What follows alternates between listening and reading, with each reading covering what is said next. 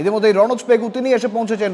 মন্ত্রী রনোজ পেগু গিয়ে পৌঁছেছেন। প্রতিবাদকারীরা একদিকে ব্রিজের এক প্রান্তে যেমন প্রতিবাদকারীরা, বিক্ষোভকারীরা তারা জমায়েত হয়েছেন, পুলিশের সঙ্গে বাদানুবাদ চলছে। বর্তমানে রাজ্যের মন্ত্রী রনোজ পেগু তিনি কিন্তু এসে পৌঁছেছেন এই এলাকায়। ইতিমধ্যে আমরা যে খবর দেখিয়েছিলাম, হিমন্ত বিশ্ব শর্মা তিনি নির্দেশ দিয়েছেন রনোজ পেগুকে এলাকায় গিয়ে বিক্ষোভকারীদের সঙ্গে কথা বলার জন্য, পরিস্থিতি খতিয়ে দেখার জন্য। ইতিমধ্যে তিনি এসে উপস্থিত হয়েছেন। রনোজ পেগু রয়েছেন একদম কার্বি আংলংয়ে, একেবারে সরাসরি সেই ছবি দেখাচ্ছি, খেরনির ছবি। উত্তপ্ত পরিস্থিতি, বিক্ষোভকারীরা একদিকে জমায়েত করে রয়েছেন, 163 ধারা জারি থাকা সত্ত্বেও বিশাল পুলিশ বাহিনী মোতায়েন। তার মধ্যেই রাজ্যের মন্ত্রী রনোজ পেগু এসে উপস্থিত হয়েছেন ঘটনাস্থলে।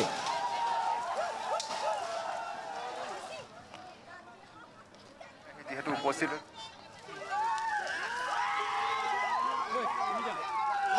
আমি এফএল গাড়ি করে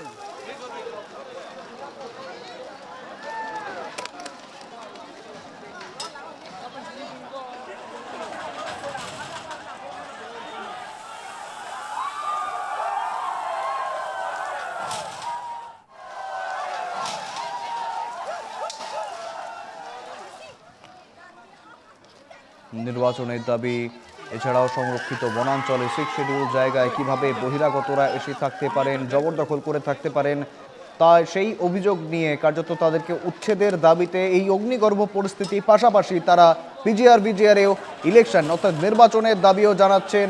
প্রায় 2 বছর হয়ে গিয়েছে তাদের যে অভিযোগ, প্রায় 2 বছর হয়ে যাওয়ার পরেও এখনো পর্যন্ত নির্বাচন হয়নি বিজিআরে, এবং বিজিআরে নির্বাচনের দাবি জানাচ্ছেন তারা। ইতিমধ্যে ঘটনাস্থলে এসে পৌঁছেছেন মন্ত্রী রনোজ পেগু। মুখ্যমন্ত্রী হিমন্ত বিশ্ব শর্মা তিনি নির্দেশ দিয়েছিলেন রনোজ পেগুকে ঘটনাস্থল পরিদর্শন করার জন্য। ইতিমধ্যেই তিনি এসে পৌঁছেছেন ঘটনাস্থলে।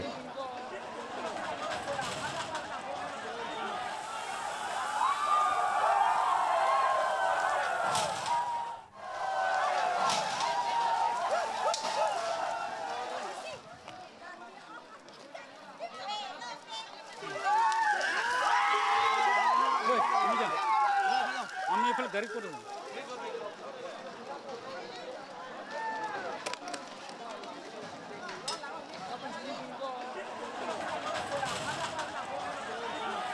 একেবারে পুলিশের উচ্চ পদস্থ কর্মীরা তারা রয়েছেন ঘটনাস্থলে।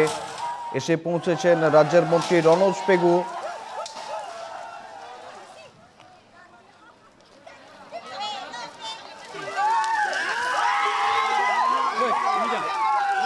আমি এফএল গাড়ি করে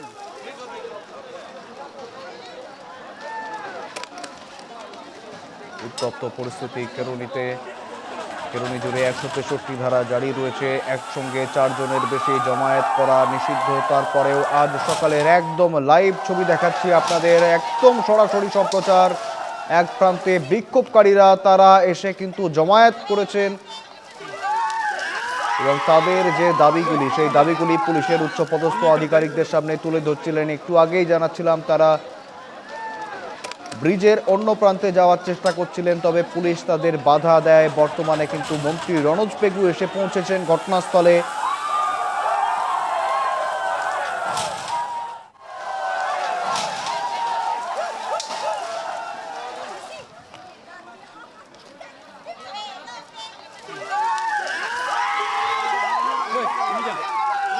আমি এফএল গাড়ি করে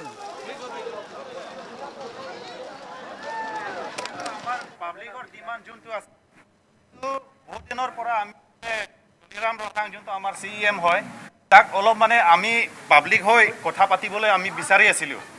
তেখেতে মানে আহিম বুলি ডেটটো দিছিলে আমাক, কিন্তু সি অহাই নাই। সেইটোৱে কথাটো মেইন ইছ্যুটো।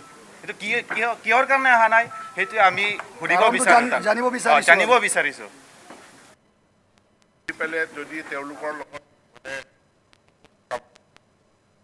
আমাৰ ষ্টেটৰ ছাবজেক্ট নহয়, গতিকে মই পুলিচ সুধিব লাগিব।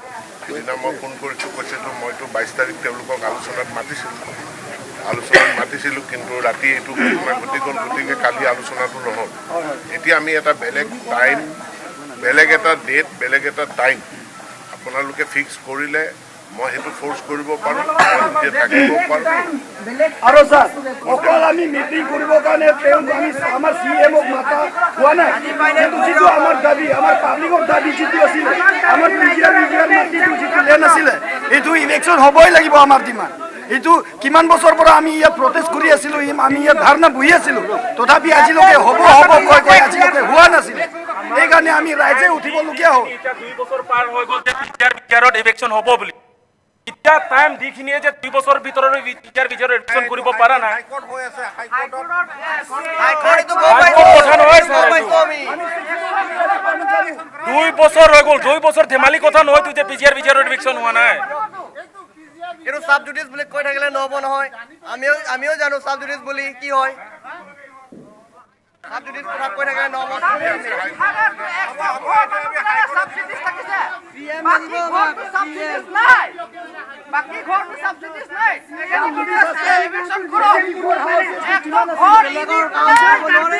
ইলেকশ্যন কৰিব পাৰিছে চিএমে বিহাৰী বিলাকতো বিজিআৰতে বহি আছে সিহঁতক কিয় ইলেকশ্যন কৰিব পৰা নাই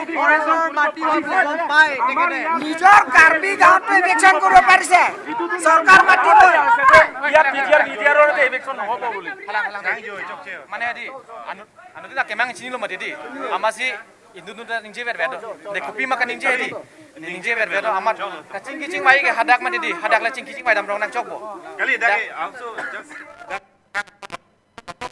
hadak kita sokar man hadak mai dam dak apor pada hop kali daga sudi sona bang la tung kompetisi ni man mange public কলেজতে আমাৰ ইয়াত মই বুজি পালোঁ কি সিদ্ধান্ত ল'লে ছাৰ কি সিদ্ধান্ত ল'লে চাওক মই আহিছোঁ মোৰ মানুহ কথা পাতিব দিয়ক পৰিস্থিতিটো অধ্যয়ন কৰিবলৈ দিয়ক ৰাইজে এইটো কৈছে যে তেওঁলোকে 2 বছৰ ধৰি পেলাই দাবী কৰি আছিলে যে ভিজিআৰটোৰ ইভিকশ্যন হ'ব লাগে আৰু তেওঁলোকে কাৰ্বি আংলঙৰ CM তুলিৰাম ৰংহাং ডাঙৰীয়াৰ লগত এটা আলোচনা বিচাৰিছে ৰংহাঙে মই জনাত কালি তেওঁ সময় দিছিলে যোৱাকালি 4টা বজাত আলোচনা কৰাৰ কাৰণে কিন্তু অনশনকাৰীসকল তেওঁলোকক স্বাস্থ্যৰ কাৰণে তেওঁলোকক লৈ গ'ল সেইকাৰণে কালি আৰু আলোচনাটো নহ'ল এতিয়া আমি পৰৱৰ্তী পৰ্যায়ত সেই আলোচনা অনুষ্ঠিত কৰাব লাগিব আলোচনা অনুষ্ঠিত হ'ব লাগিব আৰু যি ইয়াত সমস্যা আছে সমস্যাটোৰ এটা স্থায়ী আমি সকলোৰে বাবে গ্ৰহণযোগ্য সন্তোষজনক মীমাংসা আমি কৰাব আদালতৰ গোচৰাধীন এটা বিষয় নহয় জানো বিচাৰাধীন এটা বিষয় আদালতৰ বিচাৰাধীন এটা বিষয় হৈ আছে মোক জনোৱা হৈছে যে এই ভিজিআৰৰ যিটো ইভেকশ্যন এইটো আদালতত বিচাৰাধীন হৈ আছে গতিকে কেনেকুৱা ধৰণে বিচাৰাধীন হৈ আছে মই নিজেও এইটো অধ্যয়ন কৰি ল'ম নিশ্চয় এগৰাকী আছিলে ৰঞ্জোজ পেহু ইতিমধ্যে ঘটনাস্থলীত আহি উপস্থিত হৈছে আৰু উপস্থিত হৈ সমগ্ৰ যি নিশা তাণ্ডৱ হোৱা অঞ্চল সেই একেবারে মন্ত্রী রনোজ পেগু তিনি ঘটনাস্থলে গিয়েছিলেন এবং তিনি কথা বললেন প্রতিবাদকারীদের সঙ্গে তিনি কথা বললেন মূলত যে দাবি ছিল পৰিস্থিতিটো এনেকুৱা হৈ গ'ল গতিকে আলোচনাটো নহ'ল কিন্তু মই আলোচনাৰ কাৰণে ৰেডি আছোঁ মই আলোচনা কৰিম বুলি তেখেতে মোক জনাইছে